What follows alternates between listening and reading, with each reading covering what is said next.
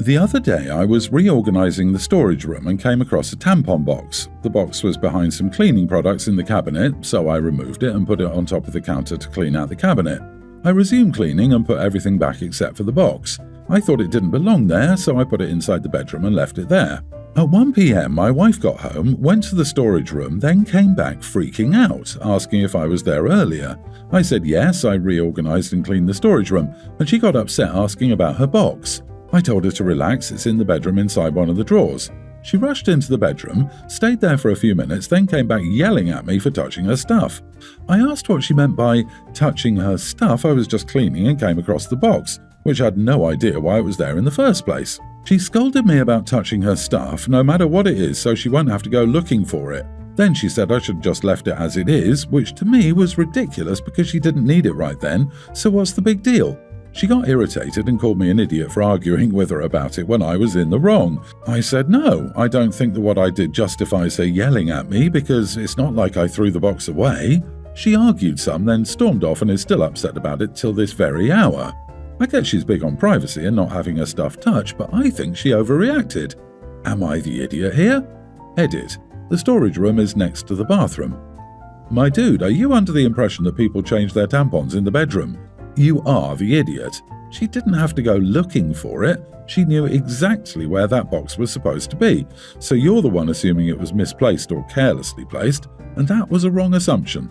Not the idiot. There is 100% something else in that box. Nobody keeps tampons in a storage room. They keep them in the bathroom or bedroom or in their purse. No idea why people commenting aren't reading this story correctly because many people seem to be assuming that he's moved them from the bathroom. Not the idiot, but boy, are you naive.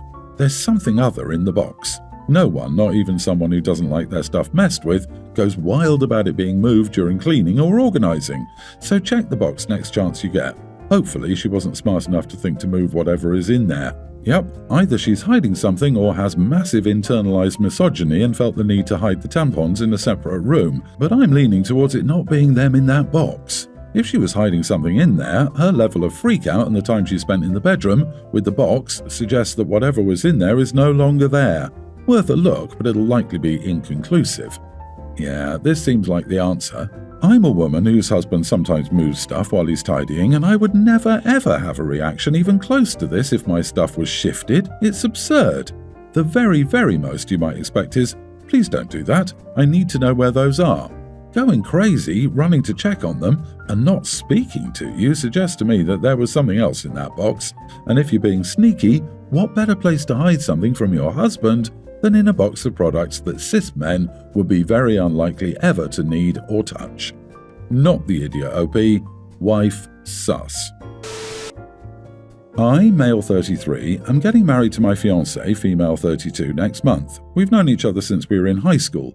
I had an old group of friends who I wanted to invite to my wedding because they were close to me back then. When my fiancée found out and read the name on every invitation, she panicked. She said she didn't want any member of this group in our wedding whatsoever. I asked her to explain, and she claims they'd heavily bullied and harassed her in high school while dealing with major health problems. She said they made her life a living nightmare and caused her mental health to be permanently damaged. I asked if she was serious because this was many years ago and everyone has matured by now. She said no and that it doesn't make sense that I want to invite them when I don't even hang out with them since God knows when. I said true, but most of them are from my neighborhood, parents' house, and they were part of my childhood teenage years, and I wanted them to be invited. Plus, I'm in constant contact with some of them. She said she'd veto my decision, but I argued that it was ridiculous that she was so hung up on some petty high school drama. She started crying, saying I have no consideration for how she feels and felt like I was prioritizing this group over her. I refused to argue anymore because I felt that she kept disrespecting my choices. Yet I got called the selfish one in this whole situation. She's still arguing with me about it and it's getting exhausting because I don't tell her to invite this person or that person. Am I the idiot then? You are the idiot. Let me get this straight. You want to invite them because, back in the day, you hang out with them, but her being bullied does not count because it was years ago. Also, it's not petty high school drama. This is her life. Those are your formative years. How people treat you has a significant impact on how you mature. The best part is that he feels she is disrespecting him? Is he brain dead? Girl, run fast. Your fiancé is more than an idiot. He has the emotional feedback of a doorknob. I can see why OP was and is friends with this group. He isn't very nice either. Do you even like your fiancé? She's talking about the trauma caused by these people, and you're being so dismissive. If it's more important for you to have high school buddies at your wedding than it is for your bride to be happy, you should probably reevaluate the whole marriage thing. Solid, you are the idiot for you, neighbour. Wow, what an inconsiderate idiot. Dude, she's literally crying, begging you not to have them near her, and you think that saving face with some old buddies is worth re-traumatizing your wife? She deserves peace on her day, and inviting bullies would do the opposite of that.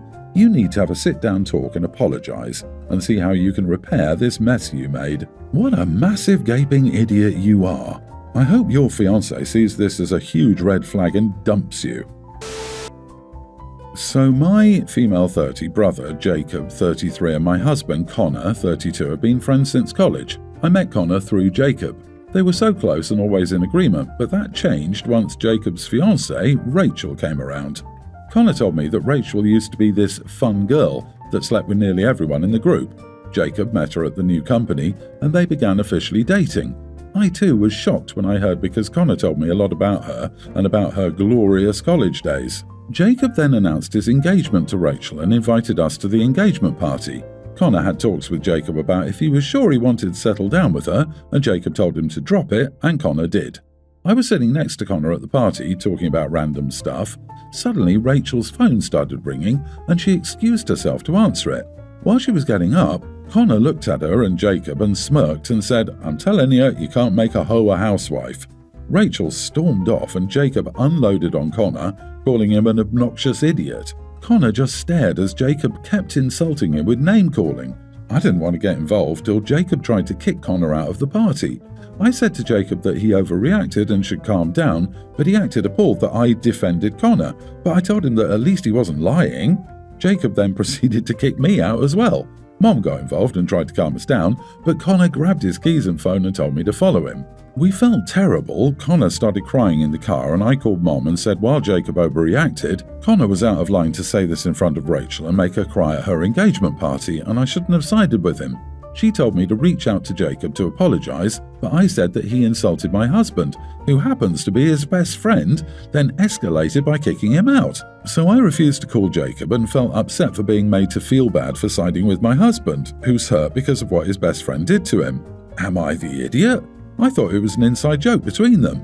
You and your husband are idiots. Huge idiots. I don't know why it's so important for your brother to marry a virgin, but it's none of your business. The slut-shaming is over the top with you and your husband. What could Rachel do now to make herself acceptable to you? Confess all her lies and cry and say how much she regretted it? Die waiting. P.S. Your husband screwed Rachel. Actually, since the husband said that she slept with nearly everyone in the group, I'm pretty sure the husband is the only one who she didn't sleep with, and that's why he's so mad. Exactly, I was thinking the same. It sounds like the husband is jealous that he and Rachel never hooked up, like he was owed something from her. There is a very good chance that the stories about her getting around are highly exaggerated. We all know how much jealous guys and girls love to make up rumors about women being nutty nuts from Nutville. OP, you are the idiot big time. I hope you take a good long look in the mirror and ask yourself, is this the person I want to be? I also think Connor intentionally made that comment in the earshot of everyone. He'd expected mental high fives. He'd expected to embarrass the poor girl through his jokes, but he hadn't expected the repercussions at all. You are the idiot, OP. So just because your husband told you that a 30-something woman had fun in college, you automatically think she sleeps around and is cheating on your brother? You don't even know that girl, and all you know is what your judgy husband told you about her. Oh, the plot on this bad boy. I feel the accuracy is too close to home for OP if she's already blindly behaving this way. OP, I wouldn't be surprised if you're not invited to the wedding or have any contact with your brother ever again. I would strongly encourage Rachel to take the same approach that I did and not invite anybody that's going to talk smack about you being a hussy at your own wedding while eating the food and drinking the drinks that you probably paid $100 a head for. I, female 20, have been dating my boyfriend, 25, for over 4 months now. He's the only person I've ever been with. He and I have never really fought with each other, and I guess that's because it's only been 4 months. He honestly is a good person, but he's sometimes too honest. He doesn't understand that he comes off as rude when he does stuff like that. Otherwise, he's good. He's attractive, loving, and confident. I've always been fine with the fact that he cares about how I look and would tell me how to look better. There were times when I got annoyed, but then I just felt like he probably just wanted me to look better. A day ago, I was getting dressed up. I'd worn a skirt which came up to my knees and is light blue in colour.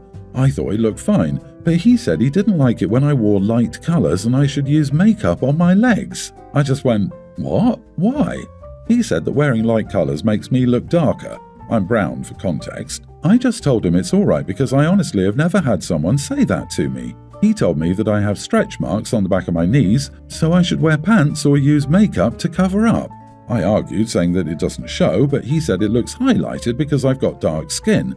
I just asked him if he didn't like that I was dark, but he just said he was being helpful and trying to make me look better. We went back and forth. Finally, he told me that he couldn't believe how I didn't realize how my dressing makes me look ugly. So I just told him that he doesn't have to give me any opinions or tell me how to dress up. The argument got more heated and he started to call me names. He then just took his car and left. I texted him after a few hours and he told me that I don't know how a relationship works because significant others acknowledge each other's flaws and make them better people. He said that he was a supportive boyfriend trying to help me look better, but I got offended because of my sensitivity. I told my friend about it and she said that it's my fault that he said that because I made it okay for him to make comments like that. I don't think I did wrong by asking him not to comment on my dressing or body. I think I'm right, but I don't know how other people might feel about it. Am I the idiot in the situation and overreacting about something that was said with good intentions? Oh, Jesus Christ, throw the whole man away. His behavior here is gross. Major red flags with him telling you to use makeup on your legs and him calling you names, taking the car and leaving. You mentioned he's the first guy you've ever been with. Well, it's time to look for the second. This guy's behavior is concerning and will likely only escalate with time. You deserve better. Wow, boyfriend of 4 months. Get out, girl. He's being a complete idiot and called you names after you stood up to him. My advice is it only gets worse from here. Meta. Also, OP, I'm not sure if you misunderstood your friend or not. Your friend sounds like they were saying that your boyfriend's controlling and disrespectful behavior is unacceptable and that you allowing him to be that way towards you in the first place was a mistake on your part. It sounds like he's trying to twist the fact that he knows he's your first boyfriend around so that he can treat you in ways you don't like under the guise of this being normal. It doesn't matter how anyone else speaks to their partner or allows them to speak to them. If you don't want your partner to constantly criticize how you look or dress or tell you what you should and shouldn't wear, he should respect that about you. I, 24 female, have been vegetarian for 10 years, and I find that Indian food has some of the best vegetarian dishes. So that is what my diet mainly consists of, although I do love cooking vegetarian food from different cuisines as well. So, for the past month or so, after my friend, 36 female, started a new job, I've been looking after her kids. Young male child, another male child, 1 year older, and a pre-tween male, from 11:30 to 4 Monday to Friday, as she works from 12 to 8 p.m. and her husband, 42, from 7 a.m. to 3:30 p.m, and they can't afford childcare. I don't take any money from them for this as I know they both work minimum wage jobs and struggle, so I'm happy to help out where I can. When the kids are with me, they have lunch and a snack. Since I'm cooking for everyone, it's usually Indian and vegetarian. However, I do tone down the spices for lunch, since they are kids. And for a snack, I give them fruits, chips, sandwiches with juice and milk. The kids love the food and always leave a clean plate, and the older one usually goes in for seconds as well. So I have had no issues so far. Well, yesterday my friend came over to my house and started berating me for starving her children and poisoning them by not feeding them normal food with meat in it. She demanded that I start cooking them proper food with meat using only salt, pepper and garlic, or she would call CPS on me for child abuse and neglect. Apparently her kids now don't want to eat the food she and her husband cook and say that it's bland and keep asking for my food and that it's all my fault.